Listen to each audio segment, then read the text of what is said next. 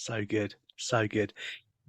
People, I think, can often wrongly connect God's goodness to how happy that person is in that season. Tell us why that's wrong and remind us just how good God is, Jonathan. Great question. Yeah. Words fail me, and I try in the book, but of course, words would fail any of us to describe how good God is. He is good. He is goodness.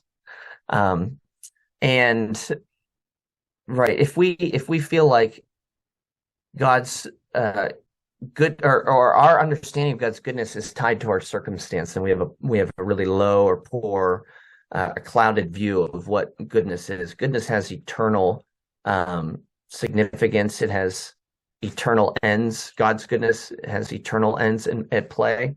Um, and so, yeah, Romans 8 is the classic verse, right? He's working all things together for the good of those who love him, who are called according to his purpose. And that isn't a something that we necessarily see, on any given Thursday morning. Not necessarily. I mean, sometimes we experience, but it's more of that as we look back on our life, we see every single thing that's come from my Father's hand has led me to a place that I would never want to be anywhere else than right here in this calling from God. And then that leads us ultimately to glory. All things are working out to the revealing of God's glorious grace in the return of Christ, to see that all things have culminated in his gospel going forth to the salvation of his people from the ends of the earth.